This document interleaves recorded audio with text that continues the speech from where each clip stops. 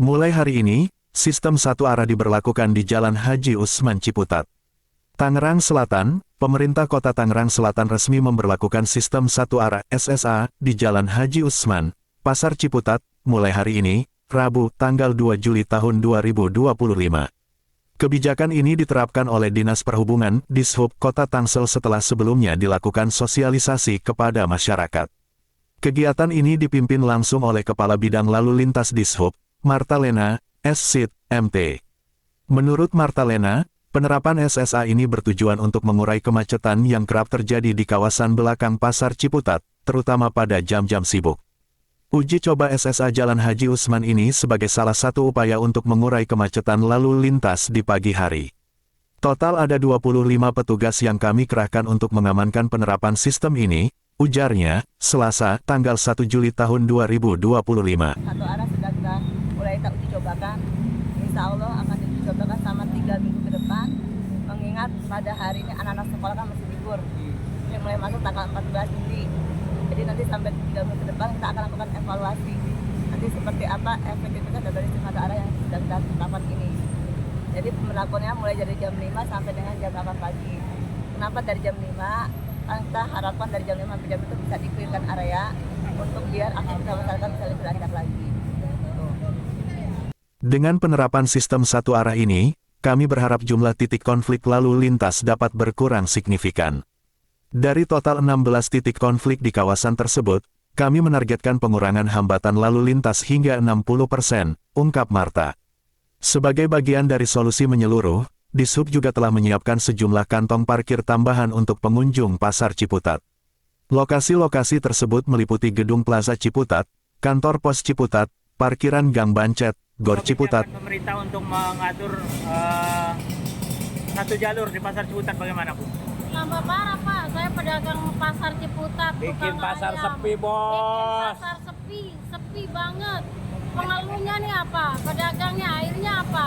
Kita ini ngalah harus mengantarkan barang ke tempat plaza, parkiran. Sedangkan saya pedagang nggak bisa ninggalin dagangan. Langganan kalau kayak gini, Pak, tambah sepi. Nggak bisa, kalau jalan ini harus satu arah, dia harus muter. Langganan harus muter ke sana, balik lagi. Coba. Ya coba aja, Pak, kalau misalnya pasar jadi sepi, saya nggak terima. Itu aja saran saya. Berita berikutnya, puluhan warga dari Gabungan 7 RW di Benda Timur, Kelurahan Benda Baru, Kecamatan Pamulang menyuarakan tuntutan agar anak-anak mereka diprioritaskan dalam proses penerimaan peserta didik baru PPDB di SMA N3 Tangerang Selatan. Dari total 64 siswa yang mendaftar dari lingkungan terdekat sekolah baru 15 orang yang diterima. Kami bukan menuntut diistimewakan, kami hanya ingin anak-anak yang tinggal di lingkungan sekolah mendapatkan haknya sesuai dengan prinsip zonasi, ungkap salah satu perwakilan warga. Kalau bukan di sekolah terdekat, anak-anak kami mau sekolah di mana lagi? Biaya dan akses menjadi kendala besar bagi kami, tambah warga lainnya dengan nada kecewa. Warga menilai bahwa sistem zonasi yang seharusnya memprioritaskan jarak tempat tinggal dengan sekolah justru tidak berjalan sebagaimana mestinya. Banyak siswa dari lingkungan jauh yang diterima, sementara anak-anak asli sekitar sekolah tersingkir. Warga berharap Dinas Pendidikan Kota Tangerang Selatan dan Provinsi Banten dan dapat meninjau kembali hasil penerimaan dan memberikan keadilan bagi siswa-siswa dari lingkungan terdekat lebih sedikit. Harus ditegakkan. Untuk Dinas Pendidikan ini boleh menjadi satu bahan pemikiran di tingkat Dinas Pendidikan, tingkat provinsi, agar kiranya semua warga-warga di sini boleh mendapatkan keadilan sosial yang telah tertuang di dalam butir Pancasila butir kelima, yaitu keadilan sosial bagi seluruh rakyat Indonesia. Berita selanjutnya, Polres Tangerang Selatan ungkap 8 kasus kekerasan seksual terhadap anak dan perempuan, 10 tersangka diamankan.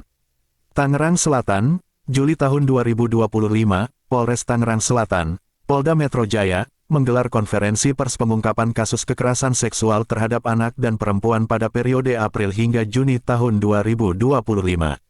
Dalam kesempatan tersebut, turut hadir berbagai unsur pimpinan dan stakeholder terkait. Dalam paparan resmi, Polres Tangsel mengungkap sebanyak 8 laporan polisi dengan 10 orang tersangka yang ditetapkan, meliputi berbagai kasus kejahatan seksual dan kekerasan terhadap perempuan dan anak di bawah umur. Beberapa kasus yang diungkap antara lain, kasus pembunuhan disertai pemerkosaan terhadap seorang buruh konveksi, yang berawal dari perkenalan di media sosial. Menjadi salah satu Polres yang sangat produktif. Kami sangat berkomitmen untuk kemudian memberantas, tidak ada toleransi. Sekali lagi, tidak ada toleransi sekecil apapun terhadap para pelaku tindak pidana kekerasan seksual terhadap anak dan perempuan. Tugas kami adalah menjaga marwah ini, menjaga bahwa kota Tangsel ini harus kota yang ramah anak. Yang terjadi di tengah-tengah masyarakat, khususnya yang terkait dengan pelecehan atau kekerasan seksual yang dialami oleh perempuan dan anak-anak di Kota Tangerang Selatan. Sebagai kota yang mengusung visi cerdas, modern, dan religius, sebagai kota yang sudah memperoleh status layak anak, kota anak dari kementerian, kemudian juga kota yang mengusung tema pembangunannya antara lain adalah religius, tentu kejadian-kejadian ini menjadi sebuah perhatian serius bagi pemerintah Kota Tangerang Selatan untuk melakukan langkah-langkah ke depan.